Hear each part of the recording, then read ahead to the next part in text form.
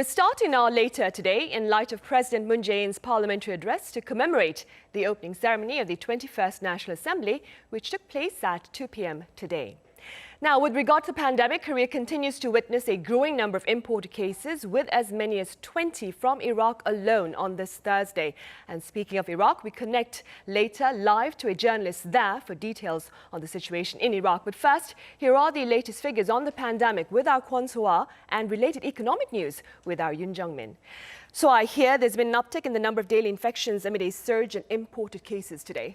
Yes, just like you mentioned, also many of those came from Iraq, and that is why we are having a total of 47 imported cases this Thursday. So let's take a look at our figures. We have a total of 61 new cases today. Along with the 47 imported cases, we have 14 local transmissions, and that brings the total to 13,612.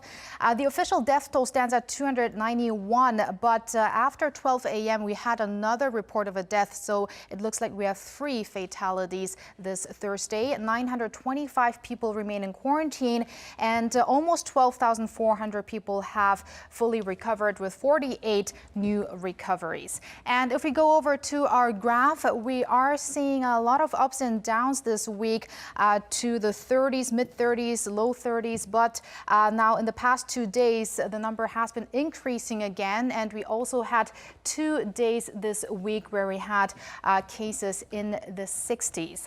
Let's move over to our map now. We have 11 local transmissions in the metropolitan area, with 6 in the capital, Seoul, and more numbers in the Gyeonggi-do province as well as Incheon. But most of these, a lot of these were also cases that were detected during the self-isolation period. So these include imported cases and also sporadic cluster infections in most provinces this Thursday.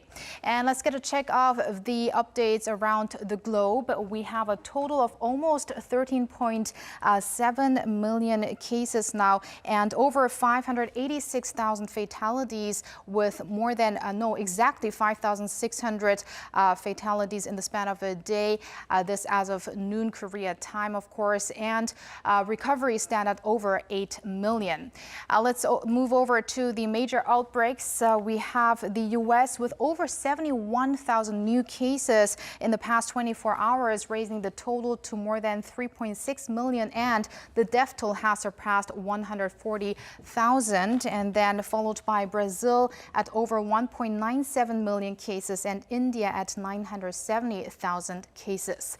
Let's move over to other regions. South Africa has just recently surpassed the UK in total cases, but now has more cases than Spain. And with a very fast surge in new cases, some 12,700 cases were reported in the past day. With that, it looks it will soon surpass Mexico, as Mexico is adding some 6,000 cases on a daily basis. And those are the updates I have for now, but I'll be back after the government briefing. Back to you, Sunny. All right, so thank you for that for now. Meanwhile, Korea is pulling all the stops to minimize the economic fallout linked to COVID-19. For more on related efforts by the central bank and the government here, I have our Yoon Jung-min here in the studio. Welcome back, Jung-min. Hello, Sunny.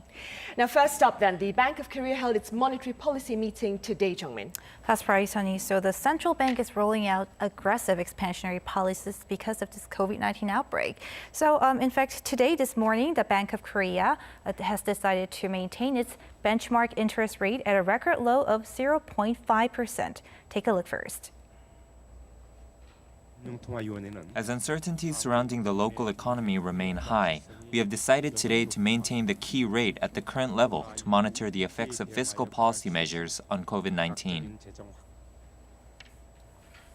In March, when the COVID-19 situation in the country was worsening, the central bank held an emergency meeting for the first time in over a decade since the global financial crisis and drastically cut its interest rate. Since then, they have been maintaining an expansionary approach. they have emphasized time and time again that financial authorities are taking the matter seriously. The central bank has been also injecting more liquidity for companies. The bank is currently working with the government and the Korea Development Bank to set up a special purpose vehicle, or SPV we call it, to lend money to low credit companies suffering from a cash crunch. That's because of this COVID-19. The central bank will hold another non-regular meeting tomorrow to iron out details on the SPV loan scheme. Right, Chungmin. What is the government for its part doing to ease the fallout then? Well, first, the government is trying to revive the consumption in the private sector. It's part of the government efforts to mitigate the impact shocks on retailers and households. In May, the South Korean government began distributing COVID-19 emergency relief funds. According to the Safety Ministry, over 99% of households in the country have received their aid so far. Almost $11 billion worth of funds have been handed out. Most households have received them in the form of credit card points, while others got cash or vouchers. And that actually did help revive domestic consumption. The Safety Ministry said credit card payments for 8 major card companies jumped 21% at the end of May when compared to figures prior to the distribution of relief funds. Sales at traditional markets were up 20% during the same period. I actually had a chance to talk to one of the merchants at a local traditional market earlier. Take a look. Our customers often use their relief funds. Some have bought peanuts and other products twice as often as usual. The relief funds are helping our sales and encouraging customers to spend. Aside from that, South Korea has launched a nationwide retail campaign called 동행 Sale. It wrapped up this past Sunday. The Ministry of SMEs and Startups said the campaign has boosted consumption by $22 million. Sales at traditional markets also rose over 10% compared to the usual average. Well, that is good to know. Chungmin, are there any measures in place to assist companies and workers most affected by the pandemic? That's right. The South Korean government is also trying to protect industries that have been hit hard by the COVID-19 pandemic.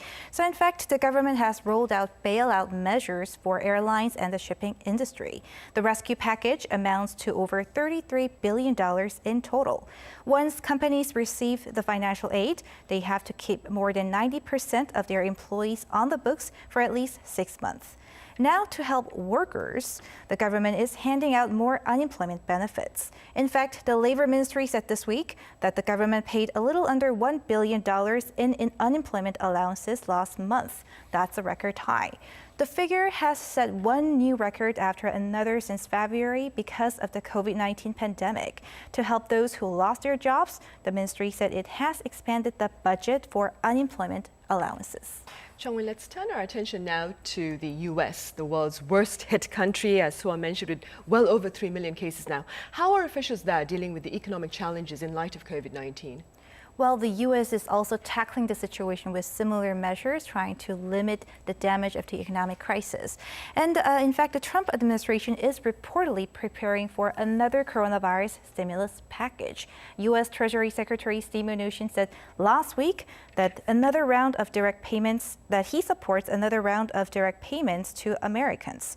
He added the administration is working to get congressional approval by the end of July. In March, Congress and the Trump administration prepared a stimulus package worth over $2 trillion. Since then, the U.S. has rolled out a series of stimulus packages. And the U.S. Federal Reserve is maintaining its lending rate at near zero. The Fed has already injected hundreds of billions of dollars into the market through its quantitative easing program.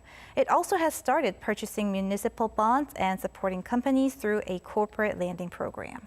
Right, I see. All right, Chungmin, thank you for that coverage. Hope to see you again soon. My pleasure. Right, we bring you now the regular government briefing on COVID-19, which took place earlier at a little after 2 o'clock in the afternoon here in Korea.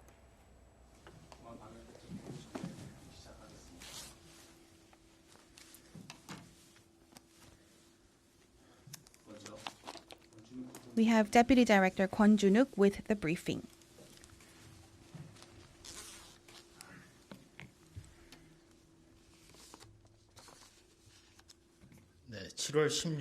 Let us now begin our regular briefing for July 16th on the COVID-19 situation here in South Korea.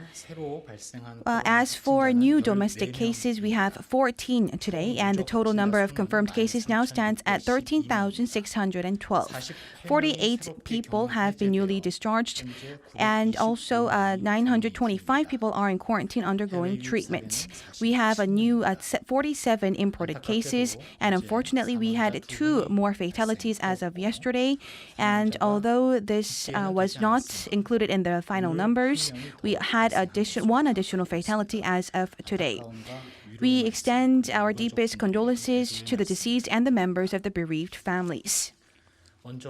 First off, here is updates on the domestic infections in the city of Seoul.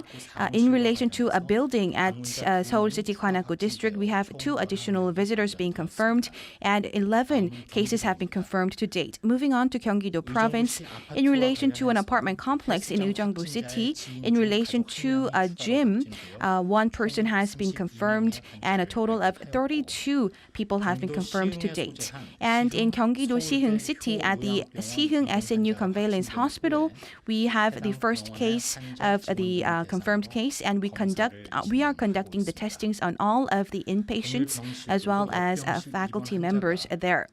We have found that 1 additional patient has been found at each of the rooms at the same hospital wards, and including the index case, we have a total of 3 people being confirmed. Next, in Daejeon City, regarding a family in Seogu District, after the index case has been confirmed, we have a total of 7 confirmed cases to date. In relation to Gwangju City's door-to-door sales, in relation to the exam preparation cram school, we have 1 person, and we have 2 more people being confirmed in relation to the badminton club, and the accumulated number now stands at 144. And next are some updates on our imported cases. At the points of entry, we have identified 20 patients, and also 27 more people have been reported while they were on self-quarantine. Therefore, in total, we had 47 imported cases. And as we look at their destinations, we have 12 from the US, from America, 35 from Asia, excluding China. And among them, 20 were from Iraq, 7 from Uzbekistan, 4 from the Philippines, and 3 from Kazakhstan.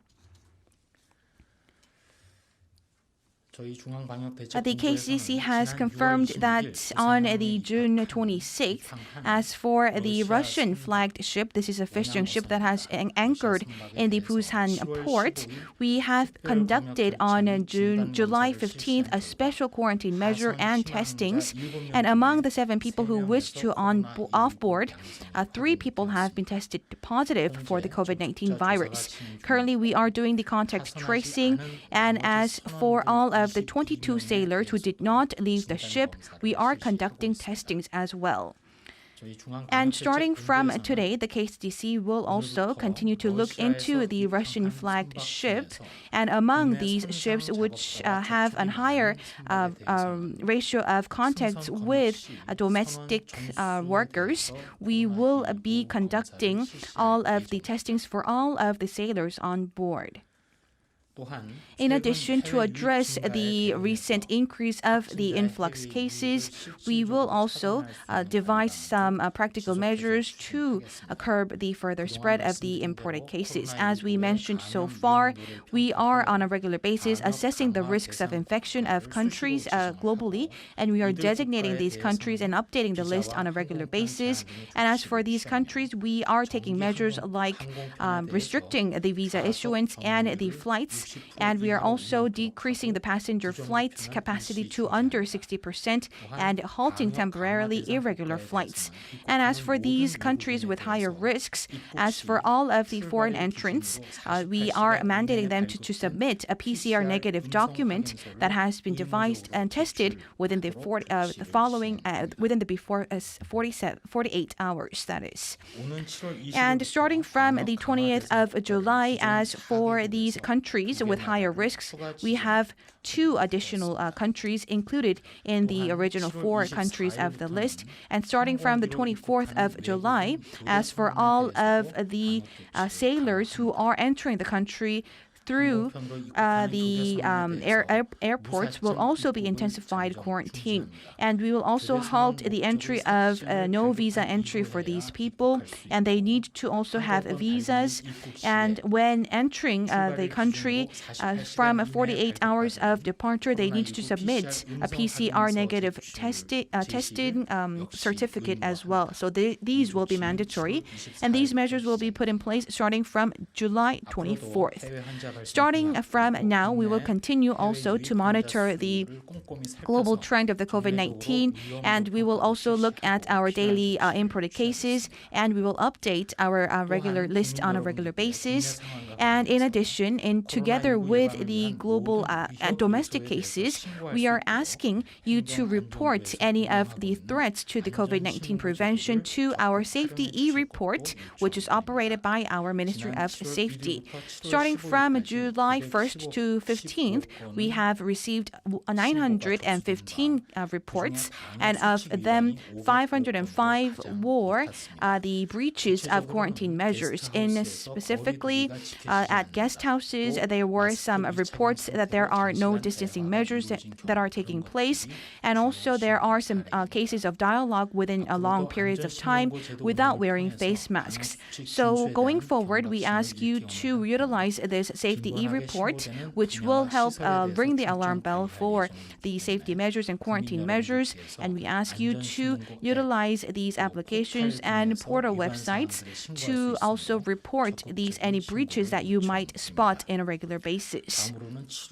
Next, we have some updates on the treatment and R&D. First, as for remdesivir, across 25 hospitals, we have received applications for 57 critical conditions patients, and the drug has been administered to all of the 57 patients. And as for blood plasma therapy, we have 950 people expressing intentions to participate in donations.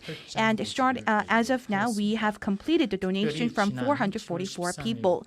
Especially starting from 13th to the 17th of July, centering on the regions of Daegu and Gyeongbu region, we are receiving the donations for blood plasma samples, and a total of 270 people out of the 500 who expressed their intention to do so have completed their donations. So once again, we thank you for your participation, for taking part in these donations.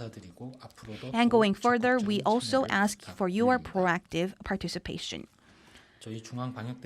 And the KCDC also has announced earlier on the July 8th, and we did a clinical data basic analysis, and which the results show as follows. And as for the major symptoms that the patients shown were coughing 41.8%, and spectrum was 28.9%, and there were also people with fever and headaches. However, there were many other types of symptoms, including muscle pain, sore throat, and diarrhea.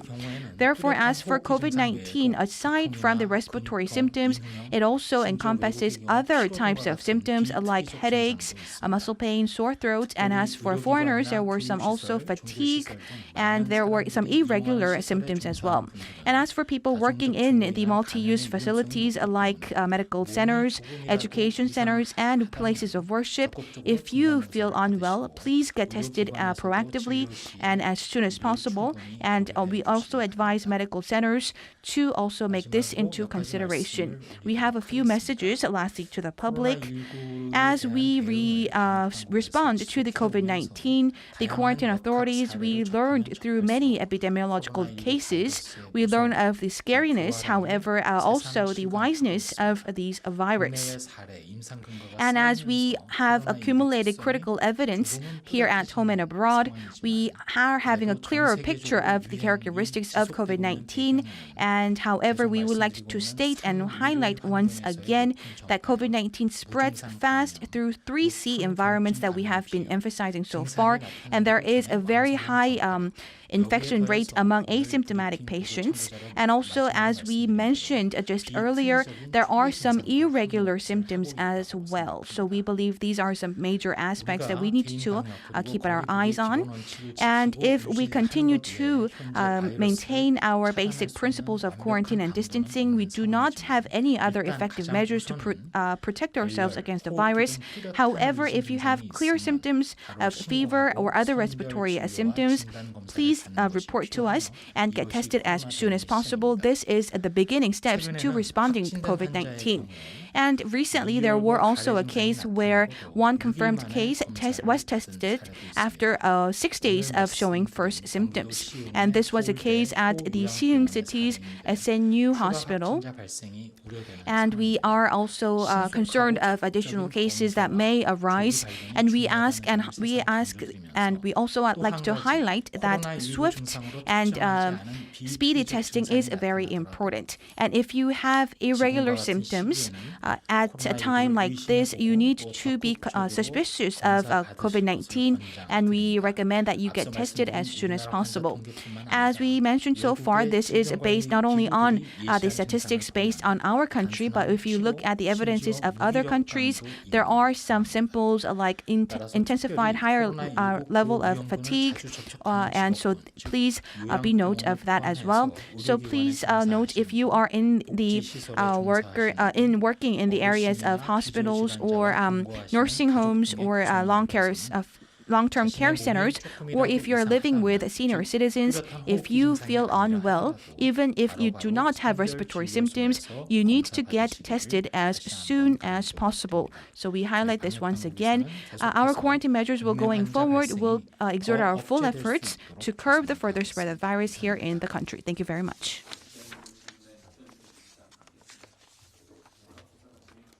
Right, that was Kwon Junuk, the Vice Head of KCDC, with Thursday's afternoon briefing. Soa, he has yet again touched upon rising imported cases. Yes, because that number is really surging recently. We've been seeing 47 new cases today, and 20 out of those were detected through the screening checkpoints, and the 27 others were detected locally. And 35 of these new cases were from Asia, and 20 of those from Iraq alone. So imported cases are being a threat continuously, but also cluster infections locally occurred in the capital Seoul's Gangnam-gu district and also in the southwestern city of Gwangju. Although those numbers are on a significant decline, there has been a total of 144 cases linked to a door-to-door sales related case in the city of Gwangju.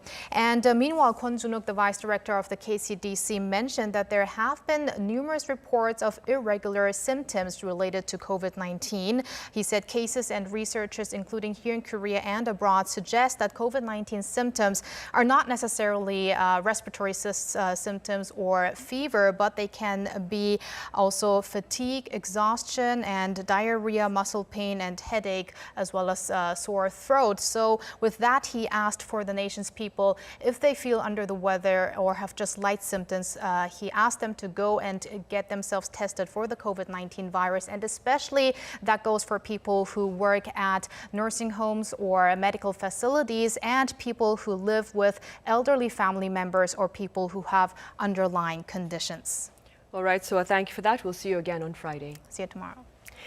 Right, blood donation has been on a decline in recent months amid the pandemic. Data show the number of blood donors in Korea dropped by some 11% during the first 5 months of this year. We have details in this next report. The pandemic has also caused a shortage of something our very lives depend on, and that is blood. 국민들의 적극적인 협조로 혈액 수급 상황이 잠시 나아졌습니다마는 최근 단체 헌혈이 감소하면서 또다시 어려움이 예상됩니다. 지속적인 참여와 관심을 부탁드립니다. The National Blood Service of the Korean Red Cross says having enough blood to last at least 5 days is the minimum sufficient level. Phase 1 of the blood shortage alert system comes into effect when the amount of blood in storage drops to less than 3 days' worth. Blood donations have fallen amid the COVID-19 pandemic. and Phase 1 blood shortage was seen on 8 days so far this year, already more than the total of 5 days recorded during all of last year.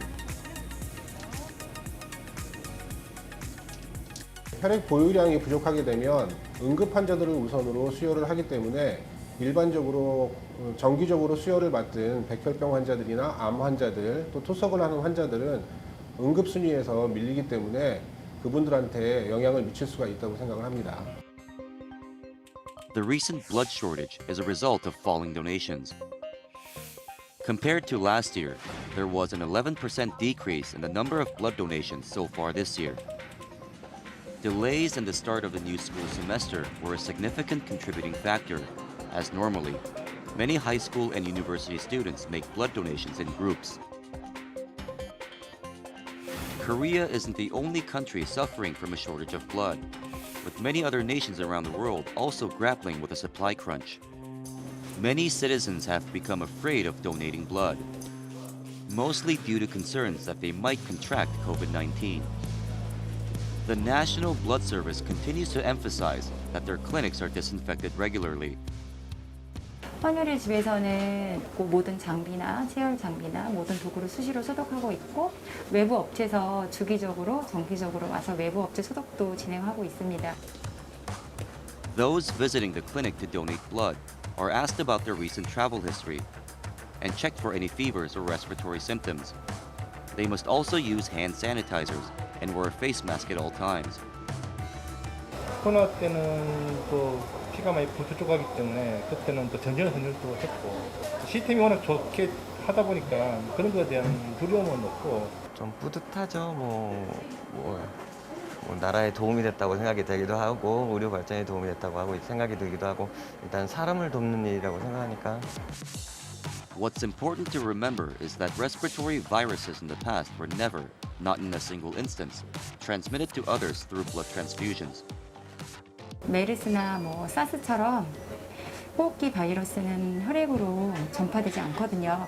코로나19도 호흡기 바이러스고 혈액으로는 전파되지 아직 않았어요. 그런 사례가 없어서 저희 국민 모두 여러분들 안심하시고 헌혈에 동참해 주시면 좋을 것 같습니다.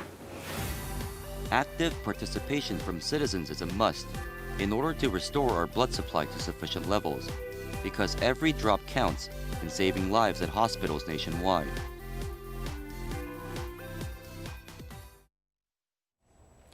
We turn to Iraq now, where more than 83,000 cases of COVID-19 have been confirmed. This Middle Eastern country is also home to about 1,600 Korean nationals, mostly working in construction. For more on the outbreak there, I have Kareem Botane, a freelance journalist in Iraq, live on the line. Hello, Kareem. Hi, nice to meet you. Good to meet you too, Kareem. Let's begin with the COVID situation in Iraq, which shares its border with Iran, the worst hit country in the Middle East. How severe is the situation in Iraq, Kareem? We cannot deny the situation in Iraq has significant impact because of the COVID-19, and is due to some actions, and people try to cross from Iran to Iraq. But if you try and compare Iraq with Iran, the situation in Iraq is much better than if you compare with Iran, because Iran is massive and the infection is much higher than Iraq. Kareem, as I mentioned earlier, there is a large community of Korean construction workers in Iraq, and quite recently, 2 Korean nationals lost their lives due to COVID-19 there. Are there any measures in place by Iraqi authorities to better protect their foreign workers? Indeed, there is a new procedure that has been taking place by Ministry of Health, and which is any people coming from outside of Iraq, but also inside of Iraq, and for Iraqi citizens as well, they will be quarantined for 14 days, and they will be taken example, and after they will get the result if they are negative or positive, and after they got negative, they will be released. But if they have negative, they will be quarantined for 40 days. And these are measurements that Iraqi and Ministry of Health of Iraq has been taking place after let's say months of a crisis has taken place in Iraq. I see. Kareem, the connection appears to be quite unstable. Perhaps you could speak a bit louder for us. My next question to you is, Iraq's healthcare system seems to be in a crisis, according to media reports. What is the healthcare system like there in Iraq? Like we can we know that Iraq has been going through like very bloodshed and also a war that had been taking place, and this like significantly impact the construction of health and also other services. Indeed, like we have like a lack of drugs and medicines that we have needed, and recently Iraq has been like asking for help for medicines and to face the COVID-19 from many countries. Iraq like is like suffering from this one. But the good thing that we have doctors, and like beside we have like economic crisis that it faces, but still doctors working very well. But we are struggling of medicines yet. Aside from the medical infrastructure, Karim, what else, in your opinion, is perhaps curbing efforts to better contain COVID-19 in Iraq? I think we like Iraq indeed like need like more like make a like better environment for the doctors, and also give them more appropriate environment for the doctors. Like we're talking about like wages and salaries that they don't get it, and because of this they like losing their hopes and they are sacrificed with everything, but like they're still not getting the thing from the government. And at the same time, Iraq need like to rebuild the infrastructure of medicines. We need more manufacturers. If the situation goes like that, I think Iraq will not get like a better future from now what we have.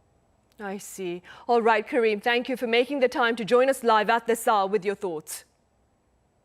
It's nice to be here. Thank you very much.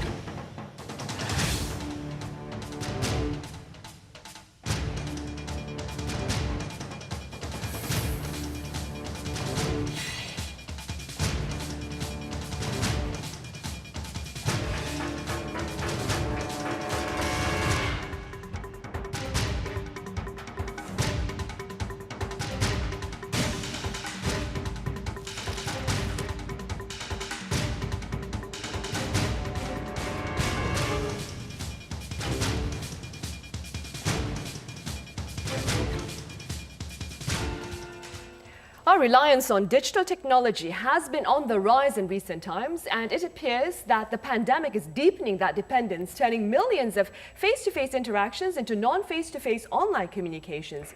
Accordingly, with many across the world working and living online, it is now more crucial than ever to ensure strong cyber security. For more on this, I have Professor Kim Bum-soo from Korea, from Yonsei University. Welcome to the program, Professor Kim. Thank you for having me. And I also have Professor Park Yong-seok from Sejong Cyber University. Welcome, Professor Park. Thank you. Professor Kim, we'll start with you. Contact tracing and the disclosure, transparent disclosure of such information is perhaps a crucial aspect of Korea's containment efforts. There is debate, and there continues to be debate, however, on what holds priority, common good or individual privacy. What are your thoughts? Well, I believe that sharing location information of infected cases, suspected cases, and contact cases, very important to limit the spread of viruses and contain the cases. But at the same time, when government is sharing this information with public also worries about their privacy and personal information breach. And once the personal information breach cases grow, their trust wear off. As a result, we need to have both information and the privacy protection at the same time. Just like when you drive a car, you need the accelerator to drive the vehicle, but at the same time, you need a brake to stop the vehicle. As a result, metaphor. Yeah. So we need to have a safe driving, we need to have accelerator and brake system at the same time. So what I'm saying is, for this to limit the spread of viruses, we need the information for sure. But at the same time, we need to have some kind of privacy protection. Professor Park, what are your thoughts on the matter? How can we seek a balance between personal privacy and public health? It is a very good question, and thank you for asking the question. Speaking of the balance between privacy and public safety and benefits, this is not the very first time for us, our society, to face this unsolved dilemma. To make a short story, Korea and other countries have experienced the MERS, which is another coronavirus. At the time of MERS, Korea suffered not just from the coronavirus with high mortality, but also from the privacy issue. after MERS, some laws have been changed, and we are now sharing personal information so easily, including time, places, and routes. Now, for this new normal era, i.e. COVID-19, some countries like France and Singapore are collecting personal information in centralized systems by government. The government can easily control over the personal information. On the other hand, some countries like Germany and Italy are collecting personal information in distributed systems, which are in most cases your cellular phones. So the whole world is looking for a good approach to solve these dilemmas of today. For details, I should also talk about things like application programs, laws, rights to be forgotten, United States human rights, and things like that. But we are just starting our discussion, so I'm going to stop here. Right, all right. Professor Kim, in a bid to better respond to sporadic cluster infections here, the government has made it mandatory for you to use the QR code-based registration at high-risk facilities. This would include bars, clubs, and even cram schools. This registration has sparked much debate over privacy concerns. As an expert, what are your thoughts on these concerns? Well, we've been using paper-based visitor log system, which had many problems. So as an alternative, we come up with this electronic visitor log system using QR code. And QR code system is separating location data and personal data separately and processed in different locations by different players, which enables higher level of security. So at that level, comparing to the traditional pen and pencil based the log system, this system is much more superior, but there are still concerns. Of course. Human factors. Once these separated information is connected to trace the cases to limit the spread of viruses, after then we still need to better control monitoring of where, when these data being used. But if you don't put enough effort and emphasis on the monitoring these, we encounter the data breach incidents. Right. Professor Park, I hear there's been a surge in hacking attempts aimed at Korea's biotech companies. Could you tell us more about that? Yeah, that is right. Korea's COVID-19 test kits apparently have led the world to pay attention to K-BIOS capabilities. On the other hand, they are at the same time attracted hackers to attack Korean bio companies. Without any questions asked, the main target of foreign hackers is Korean companies that produce COVID-19 test kits. On the top of that, hacking attempts have been made on companies that develop COVID-19 vaccines and treatments. Now, speaking of the number of hacking attempts, December of last year, we just had 9 trials. And May of this year, we had about 401 trials. It is obviously a huge increase. In response, Korean government created a task force to deal with the hacking situation. Many of bio associations are also participating in this joint task force. I hope that this task force would provide a good hacking protection to our amazing bio companies with great technologies of South Korea. I also believe that the actions will be taken by this task force shall be, in a long-term perspective, very good exercises to enhance society maturity of Korea. Right. Professor Kim, staying with the idea of hacking, quite recently, well, on Wednesday actually, the Twitter accounts of several notable figures, including former US President Barack Obama and former Microsoft CEO Bill Gates, their Twitter accounts were hacked. Are there any other such cases that you know of, examples regarding the problem of hacking here? As more and more people are using the online media and systems, like, for instance, Zoom meeting systems, the hackers are using credential stuffing methodology, which is the stolen passwords and login name from other systems are used to hack into Zoom systems and others. And also there are many social engineering, which means the hackers focus on human factors rather than technology itself. So hackers send SMS messages, collect data, and use it for other purposes to steal personal data and compromising individuals' computers and mobile phones. Professor Kim, what is the reason behind the seemingly dramatic surge in cyber attacks then? Well, one of the reasons why the cyber attack has been dramatically increased is the fact that the more and more people are working at home and public spaces, which has been, in the past, these computers and systems were protected behind the walls, firewalls and systems, but now they are out there in the public. As a result, hackers find it easier to access these systems.